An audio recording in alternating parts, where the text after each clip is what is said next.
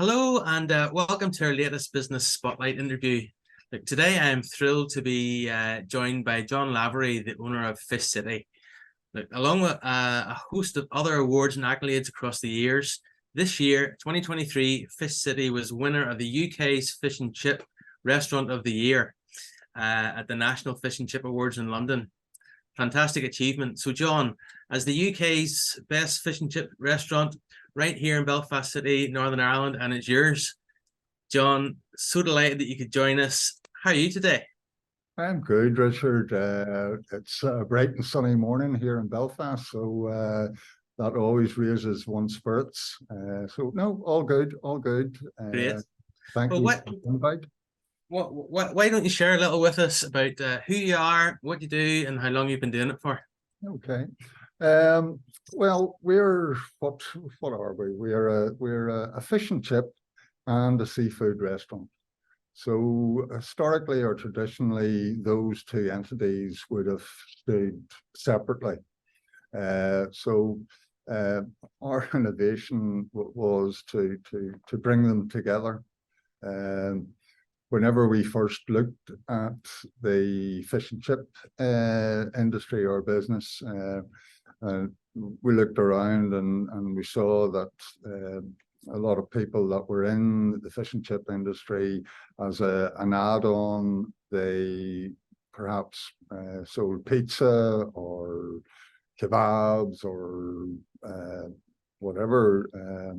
We thought, well, if we're supposed to be the experts in fish, that fish or to add more fish dishes or fish offerings to our menu was the way for us to go. So that was our initial thinking. It seems to have proved successful. Excellent. And how long have you been going for? We're now in Belfast. We are now in our 7th year. We were based out in the country for about 2.5 years in Belfast. But from a brand point of view, we knew we always had to come to the city. Here we are. Excellent, and we're delighted you are. So, who's your ideal customer? Well, whenever, again, going back, Fish City was born out of the last recession. So at that time, we looked at the industry and we saw that not very much had changed in perhaps the 40 years previous.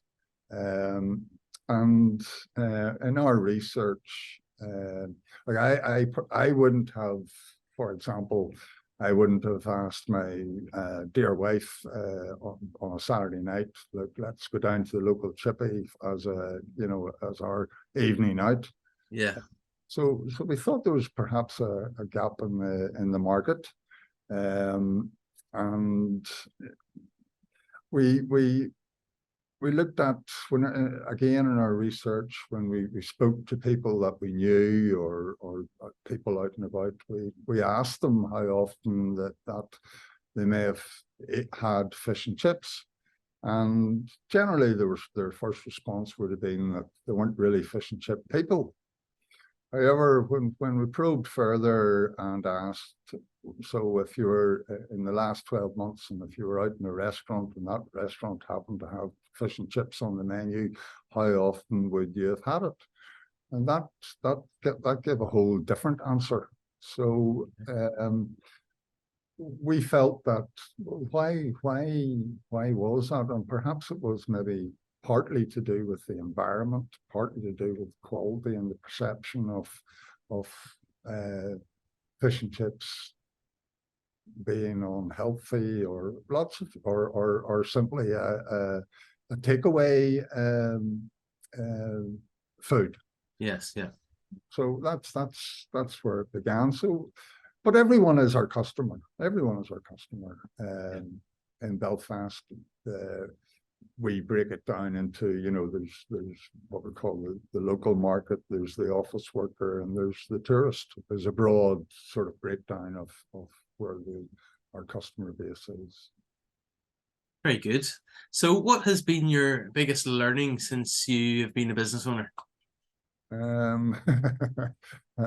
Not to make the same mistakes twice would be, everybody in business makes mistakes. Everybody in business, and we would be the same. That you have a path, or you have a thought process of where you want to get to and how you want to get there, and that changes. You adapt to circumstances, the environment, etc.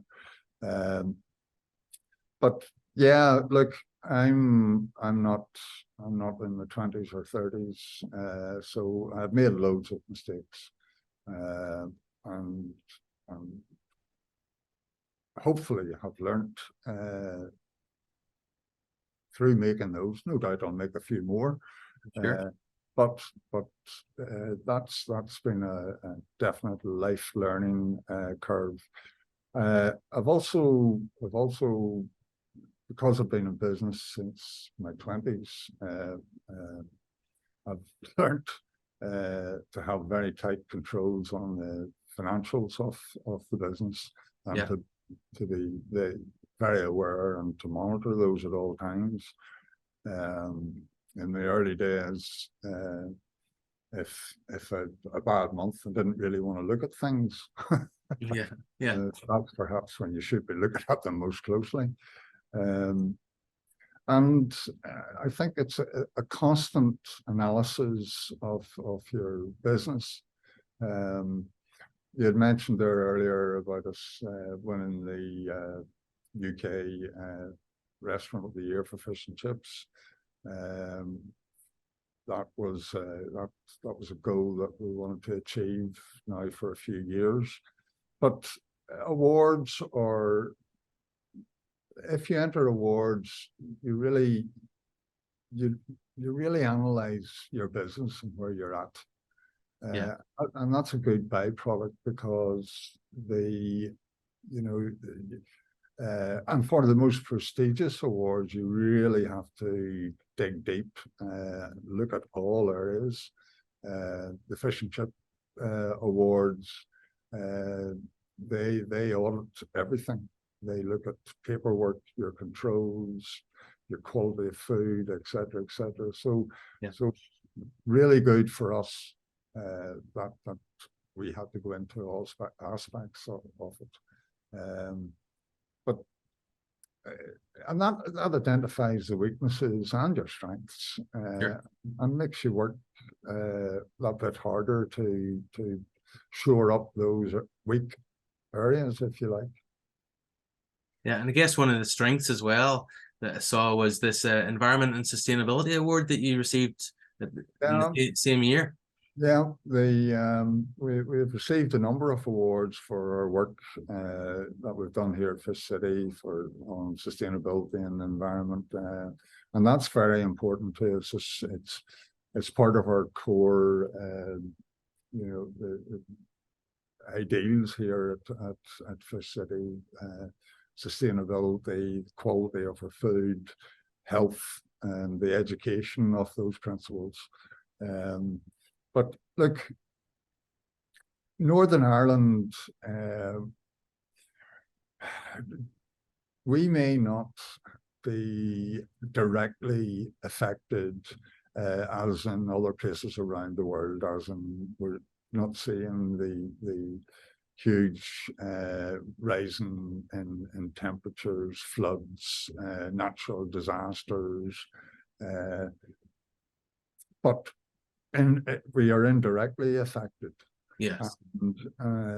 And business now around the world are becoming more and more concerned from their own ethical point of view, and as a brand, about the environment and how people look upon those companies, if they're good good companies that people want to associate themselves with, as in individuals. Yeah. So we believe, and we're a small business, so, and we're city centre based, so that means that, you know, it's not everything that we can do, but Yeah. enough people are like ourselves do small things, then collectively that's a big thing. Yeah. And it's very important to us, and we do a lot of work that probably the public would be unaware of. We don't necessarily advertise the fact that we do it, but very proud to be recognised for work in that area. Superb. And again, congratulations on both of those achievements. Excellent. So, John, you mentioned earlier about being in business since you're about 20, but say when you were very young growing up, is this something that you always wanted to do, be in business for yourself, or? Yeah, I think, well, my father was a self-employed businessman, so I grew up in the environment that was always the case, and you know, I just felt that that was what I was going to do in life. Did I have a passion or a desire to be in hospitality? The answer to that is no.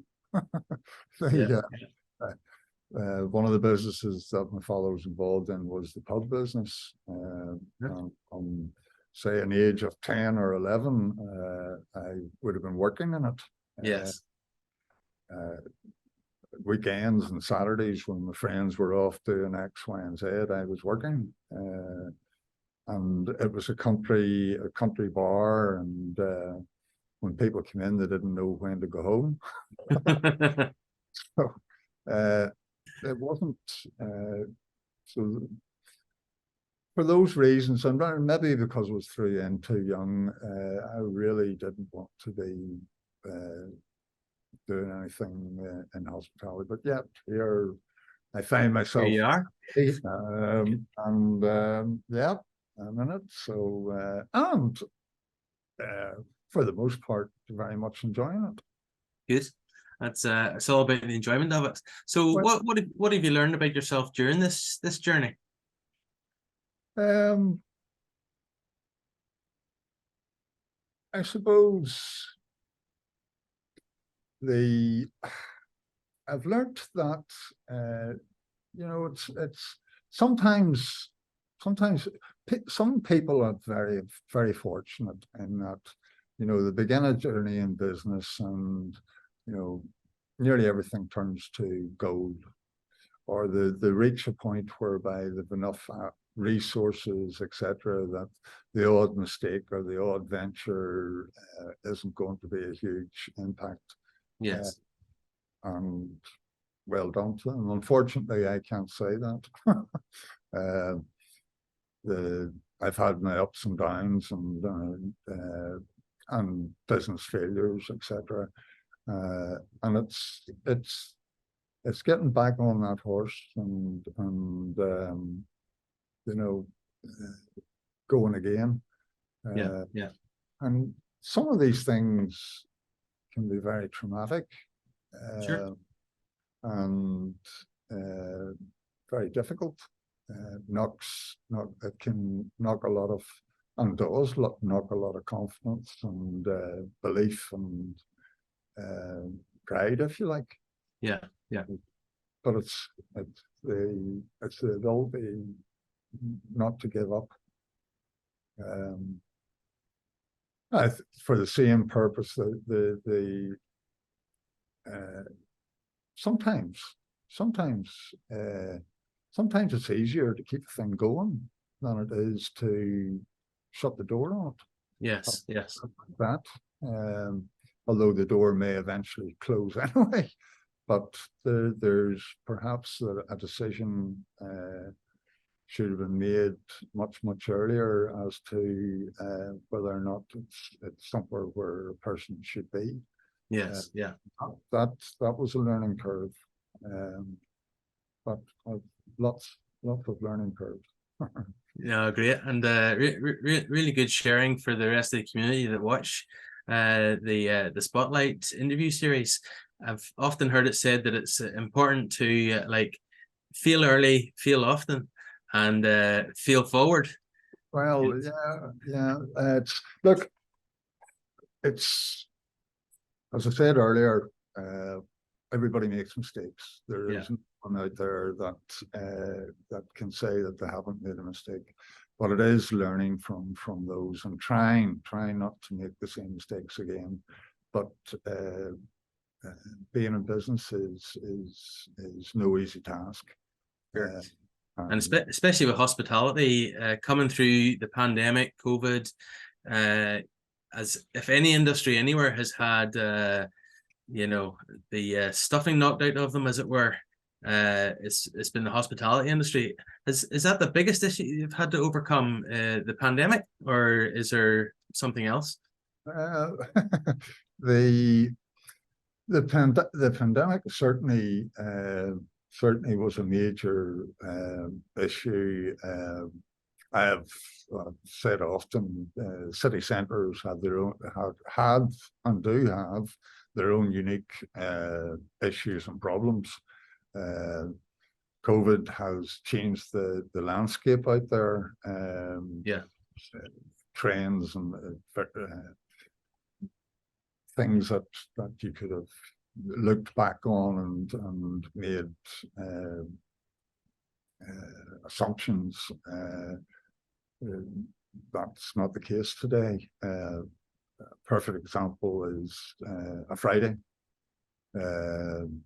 with the offices not yet returned. Fridays are different. It's a different beast to what it was. If you like, Thursdays are the new Friday. So we've had to adapt, and although Friday evenings seem to be busier than ever they were, so that makes up for some of the lost lunchtime trade. But moving on, we thought COVID was very difficult, and it was, but we got through it. So that once you go through something, it becomes a bit of a blur. You're out the other side, and you're fairly well, you get going again. So the whole cost of living crisis has been also very difficult for hospitality. And although it is eased now, at the beginning, the cost increases that we had, the speed of which was phenomenal. We just couldn't stay ahead of the thing. In fact, we closed for 2 days because I had all our teams and both front of house and back of house just sitting costing out our menus and our ingredients. Just was moving so fast. We ended up we employed a girl just to monitor on a daily, weekly basis the price increases that were coming at us. So that has been difficult to stay ahead of the train or that upward curve. Energy, like we took what information we had at the time, and we got into contract. We didn't know that the last winter wasn't going to be as severe as it might have been. Prices eased, but unfortunately, we're in contract and we're paying a substantial cost of that gas and electric. That impacts the business. Staffing has been an issue for a number of years now. I personally, I I think that it's a good thing that we've seen change in hospitality. The hospitality for decades now has operated on where it had salaried people. They might have been doing 60 hours, 70 hours, and more. Yes, yeah. Although they were paid well, but they were punching in huge hours to get those salaries. So that is something that people no longer wish to do. Yeah. And as a business person, I don't want them doing it either. Somebody doing 60 or 70 hours, they're no good to me. They're on automatic pilot. Yeah, yeah. And as a consequence, they're not being as productive as they could be for the business. So we have a policy here in Fish City whereby none of our staff work more than 48 hours. But that means that we have to employ more people. Yeah. To cover those hours. And that's an additional cost of which the public really aren't aware of. But that's an additional cost on top of all the ingredient costs and energy costs, etc., etc. Sure. But in order to attract good people and for them to look at hospitality being a career, I believe that it very much needed to change, and yes. I hope that we are one of the leaders in bringing that change about. I just hope that taxation and the market or the local market isn't impacted so much with the cost of living that all that good work is lost in that. Yes, yeah. That businesses just can't afford to be viable or to operate, incurring the labour is the largest, is the biggest overhead in hospitality, and the market that we're in, substituting it with technology. I don't believe that it's really the what people want. People want to come out to experience, be looked after. Yeah. Just the food is, of course, a big part of it all, but it's a total experience. So we're fairly labour intensive. But we're still here. Good, and hopefully continue to be so for a very long time. Well, so yeah.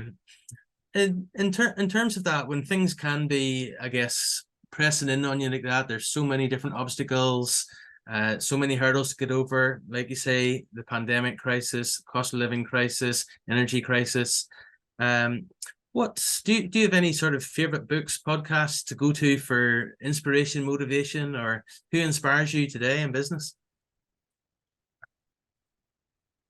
That is, look, loads of people inspire me. You see the guy that's just starting off and it's a one-man show, and that those people inspire me. Yeah. The people who run national, international businesses inspire me. It's their journey. I recall a certain individual who would own one of the major companies in Ireland, telling me the story of he had two sons. One was a banker in London, the other an accountant. And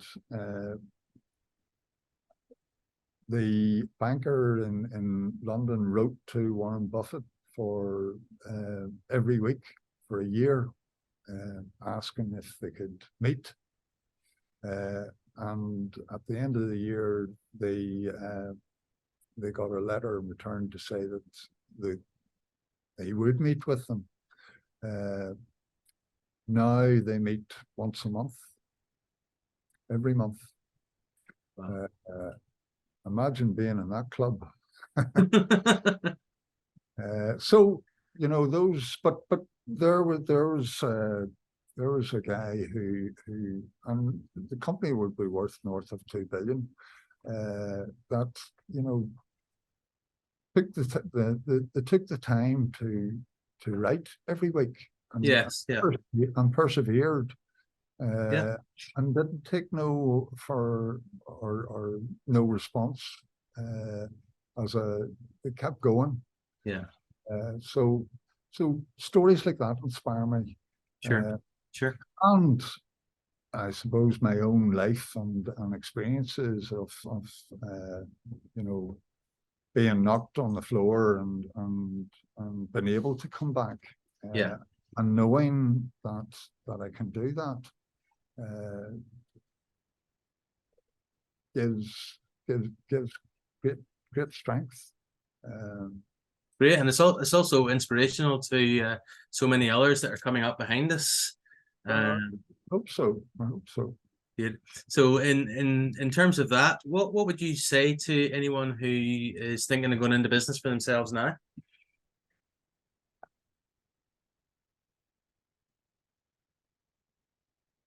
Look,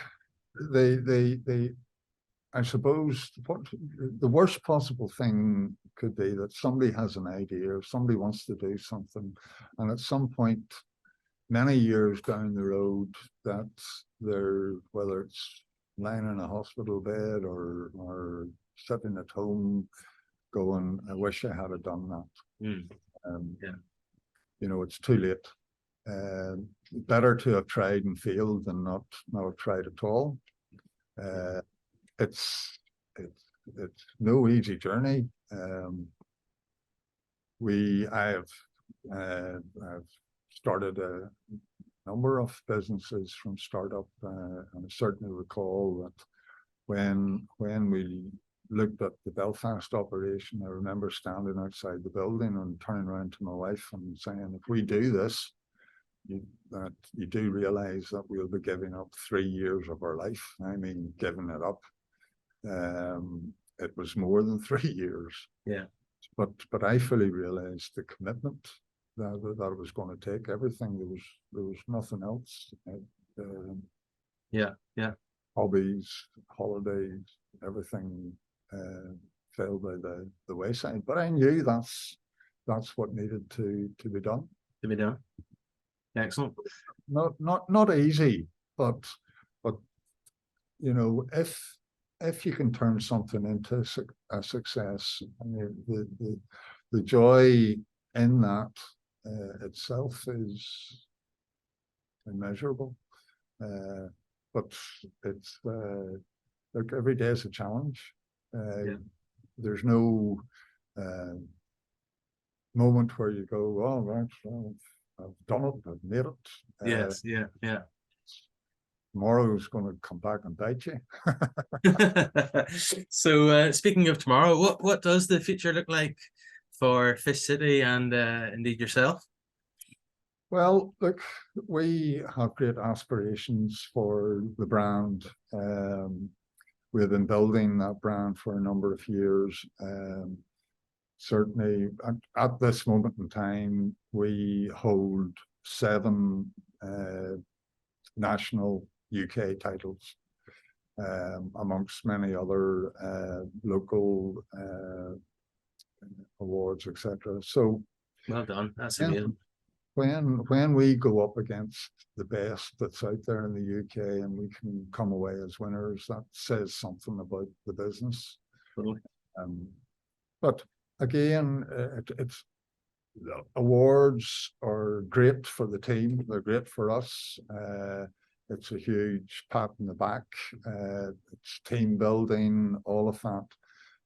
But more importantly, it benchmarks us against what else is about. Sure. So from a brand point of view, we would aspire that, we would be able to open more fish cities. Yeah.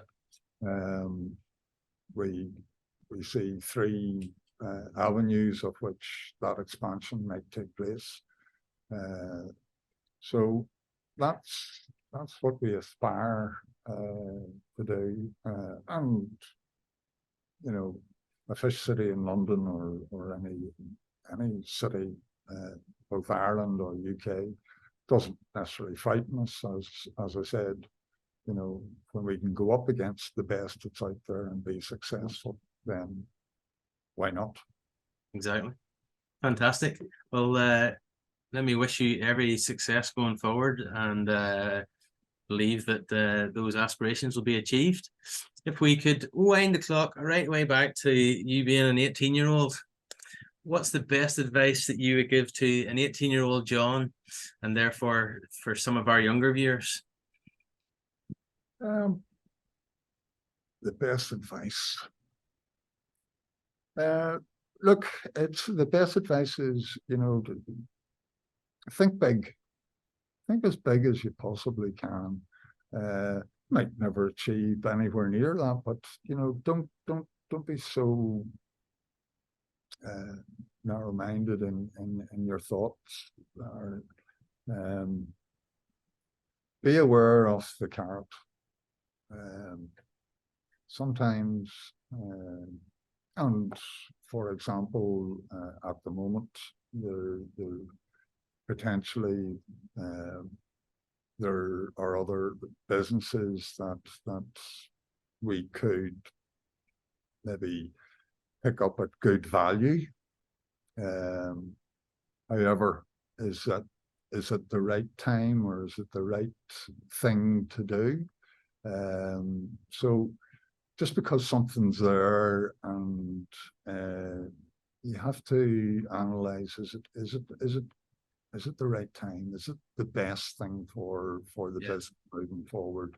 Although it could be a cheap acquisition or anything. Is it the right time? That's really important, because doing something just because it's there or easy could potentially bring the house of cards down. Yes, yeah.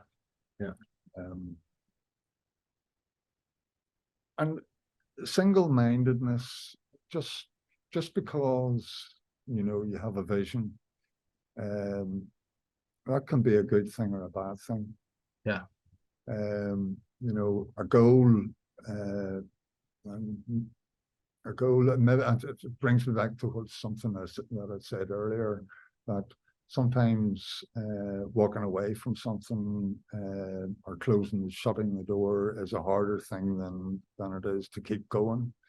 So things change over the years, and what might have seemed a very good business or a very good idea 10 years ago may not be that today. Yes, yeah. And the goals that you had 10 years ago should be altered and changed. So that I think constant analysis of where you are and your business and where that sits in the marketplace.